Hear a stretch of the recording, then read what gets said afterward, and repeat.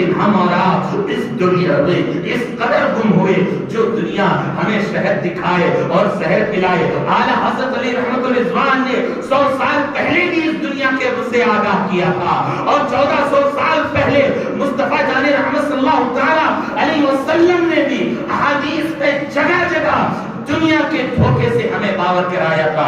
قرآن مجید میں بھی اللہ رب العزت جگہ جگہ ہمیں یہ باور کراتا ہے، ہمیں یہ جگاتا ہے کہ دنیاوی زندگی دھوکے کے علاوہ کچھ نہیں ہے۔ اس دنیا کے بارے میں اعلیٰ حضرت نے بھی کہا، شہد دکھائے، زہر پلائے، قاتل دائن شوہر کش، اس مردار پہ کیا للچائے، دنیا دیکھی بھالی ہے۔ میرے عزیزوں، میرے دوستو، یہ دنیا کا حال ہے۔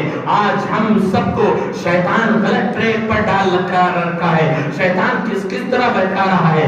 اللہ رب العزت کا جو وعدہ ہے وہ آ کر رہے گا، وہ ہو کر رہے گا۔ ایک دن ہم سب کی زندگی تمام ہو جائے گی اور ہم سب کو اس دنیا سے جانا ہے۔ فریزر میں رکھ کر بھی زیادہ دیر کوئی اپنے عزیز و اقارب کے لاش کو نہیں رکھ سکتا ہے۔ اگر جسم سے بدبو نہ آتی تو انسان کبھی بھی اپنے والدین عزیز و اقارب کو دفن نہیں کرتا، لیکن جیسے ہی انسان مرتا ہے، چند دن اگر روڈ اور سورج کے نیچے اگر اس کے جسم کو رکھ دیا جائے تو ایسی بدبو اور تعفن اس کے جسم سے پیدا ہوتی ہے جس سے لوگ دور بھاگنے لگتے ہیں۔ اسی لیے دفنانے کا حکم ہے، اسی لیے دفنانے کا حکم ہے۔ بدبو نہ آتی تو کوئی بھی اپنے مردوں کو، اپنے عزیز و اقارب کو دفن نہیں کرتا۔ لیکن میرے عزیزو، زندگی کی شام ہوگی، پھر عزیز و اقارب ہمیں دفنا کر چلے آئیں گے، پھر کوئی نہیں ہوگا، پھر کوئی وہاں نہیں ہوگا۔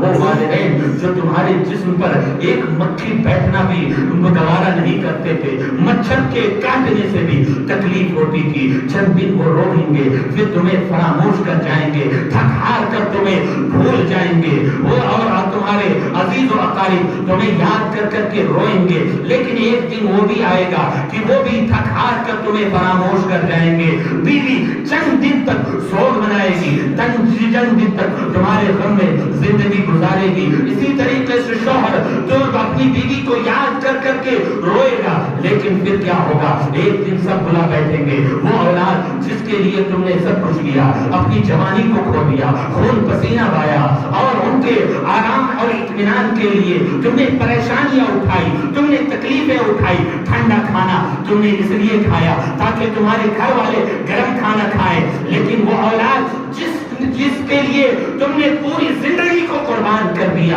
تم نے جوانی کو بھی قربان کیا، وہ اولاد بھی تمہیں یاد کر کر کے بلک بلک کے روئے گی، بہت زیادہ روئے گی۔ لیکن وہ اولاد بھی ایک دن تمہیں بھول جائے گی۔ پھر ہوگا کیا؟ ایسا کہ تم ایک خواب کے مانند ہو جاؤ گے، ایک خواب کے مانند۔ چند سالوں بعد ہمارا اور آپ کا یہ حال ہوگا کہ ایسا لگے گا کہ ہم اس دنیا میں آ ہی نہیں تھے، ہمارا اس دنیا میں وجود ہی نہیں تھا۔ ہر ایک بھول جائیں گے، اپنی اپنی زندگی میں مصروف ہو جائیں گے۔ کیا آپ نہیں دیکھتے ہیں کہ ہم کتنوں کو بھلا بیٹھے؟ ہم اپنے والدین کو بھی بھلا بیٹھے، ہم اپنے بچوں کو بھی بھلا بیٹھے۔ میرے عزیزو، ہر دن اٹھنے والا جنازہ ہمیں اور آپ کو یہ میسج دیتا ہے کہ کس طریقے سے لاچار بے بس انسان کو لایا جاتا ہے، کانوں میں روئیاں ٹھوس کر، ناکوں میں روئیاں ٹھوس کر، کانوں میں کپاس ڈال کر، ہاتھوں کو باندھ کر غسل کا بھی محتاج ہوتا ہے، کپڑے پہننے کا بھی محتاج ہوتا ہے۔ ہر دن اٹھنے والا جنازہ کیا آپ کو احساس نہیں دلاتا ہے؟ میرے عزیزو، میرے دوستو، اس سے اٹھنے والے جنازے سے سبق حاصل کرو۔ ہم سب کی زندگی کی شام ایک دن ہونی ہے، اور پھر وہ زندگی جو ناتمام ہے، یعنی وہ زندگی جو کبھی ختم نہ ہونے والی ہے، وہ زندگی جو عبدالآباد کی زندگی ہے، جو ہمیشہ ہمیشہ کی زندگی ہے۔ پھر وہاں کامیاب کون ہوگا؟ کیا وہ کامیاب ہوگا جس نے یہاں مال و دولت اکٹھا کر رکھا ہے؟ کیا وہ کامیاب ہوگا